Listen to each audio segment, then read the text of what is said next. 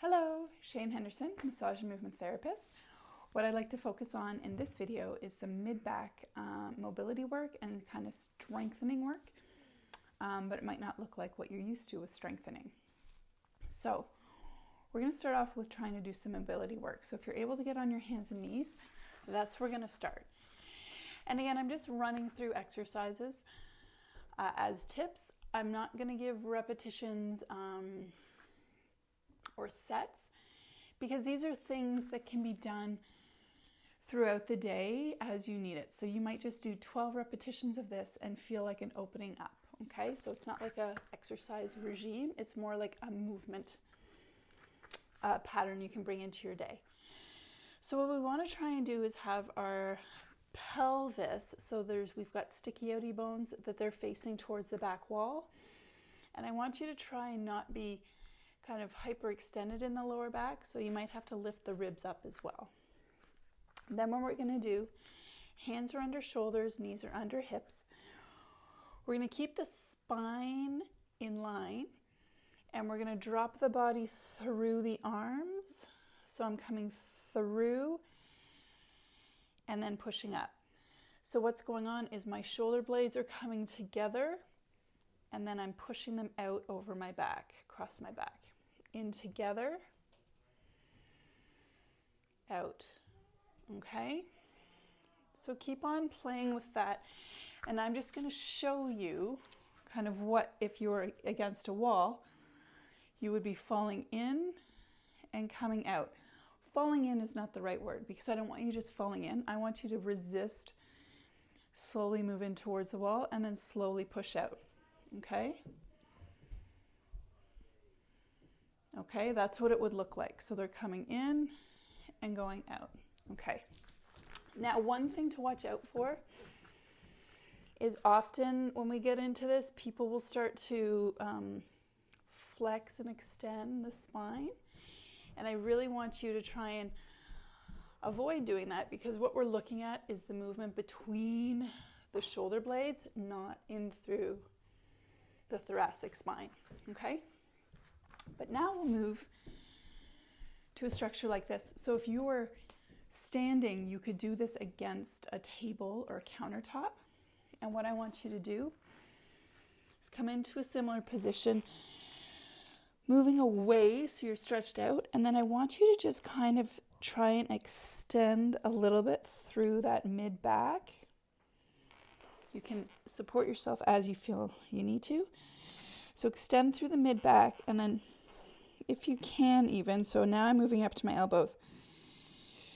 Bring the hands back a little bit, just see if you get a little bit more of a stretch or a little bit more mobility. Okay, it's a very small movement. You're just trying to kind of drop that thoracic spine and kind of give it a little bit of flexion and extension. Okay? Okay, we'll take a break from that. So we're just really looking at mobilizing that area. And now we're going to look at kind of strengthening in a different way. You want to take a strap, a belt, a rope, something that doesn't have stretch. You're going to hold it in front of you, trying to keep your elbows straight. So maybe this is too close for you and you need to move out. Keep your elbows straight until you can reach behind your back. And then you're going to bring the elbows together behind you, stretch up, and forward again. Okay? So let's say we do a couple of those.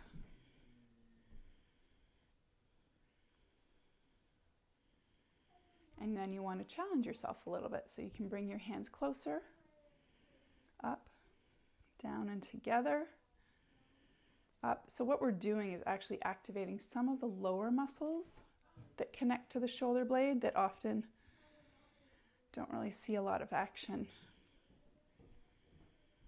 Okay, now I'm going to show you from the side to look for some things that we don't ideally want to do. So as you're coming up, to get the band behind your head, I want you to try not to compensate like this, okay? Because we're looking at shoulder flexibility as well. So do as best you can within the controlled range. Okay, also try not to jut your head forward to get the band behind it. And make sure you're breathing. And from the front, one other thing we want to watch for is lifting the shoulders up like this. You want to try and keep them so you're doing the motion really in the shoulder socket, and there's not as much help in through that upper. It's just not even comfortable for me. So, I mean, play with it and see, but ideally we're just moving through like this, okay? So sometimes it's informative to go into the pattern you don't want to do just to see how it feels in the body, and then go through the pattern that you want to do so you recognize what you're aiming for. And last but not least, we're going to come into a child's pose.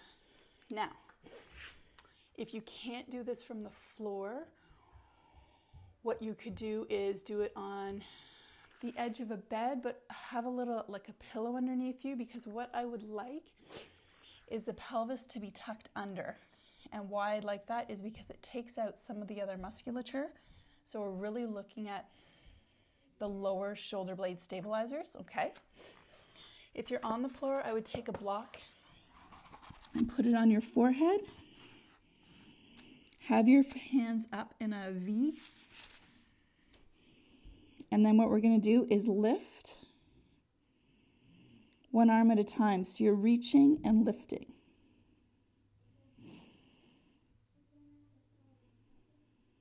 And then I would do the other side.